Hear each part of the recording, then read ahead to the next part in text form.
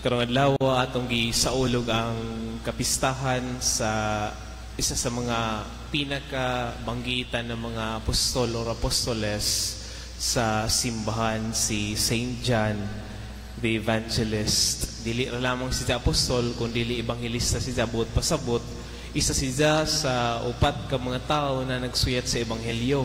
Kung nato hinumduman, diya'y upat ka ebanghelyo sa ato Biblia. Ang ebanghelyo mahitungod o sumala ni San Mateo, ni San Marcos, ni Lucas. Ang panikapat kan San Juan. Ingana siya kabanggitan. And then Saint John the Evangelist was so special because among the apostles, he was the only one who died not a martyr's death. Buot pasabot, tanan mga apostoles nangamatay na amura na martir.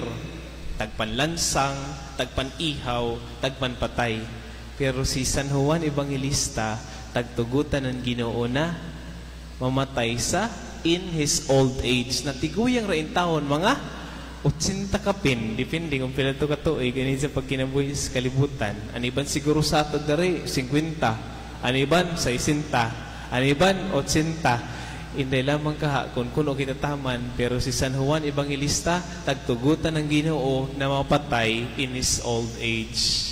So ingana siya ka-special. In fact, in the Gospels, especially sa Ebanghelyo, according to him, according to Saint John, ang tagtawag sa iya kay the disciple whom Jesus loved. Ang tinunan na taghigugma ng Ginoo.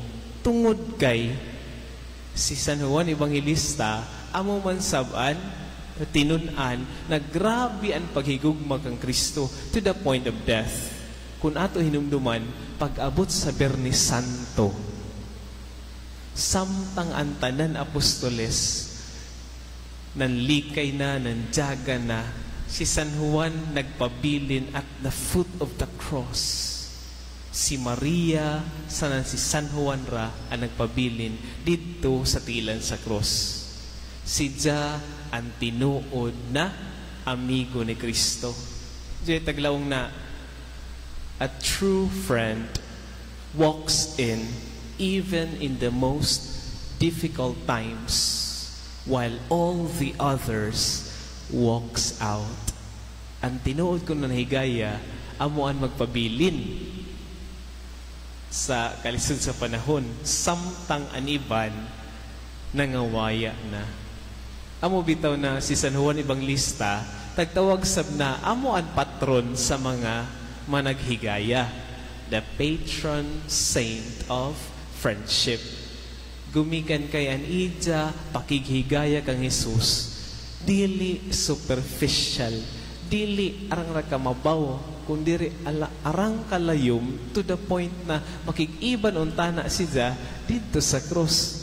Lamang kay si Kristo, waya niya itugot. Ingana ka-espesyal si San Juan Evangelista.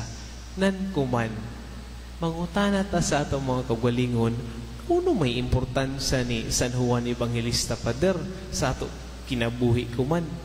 Nagpabilin na importante sa non-relevant si Saint John Evangelist sa ato kinabuhi kuman, labi na tungod kay kita tanan, ang tanan relasyon, tanan human relation sa kalibutan kuman, tagtay og ng bisan-bisan unsa, bisan uno ng mga ideolohiya.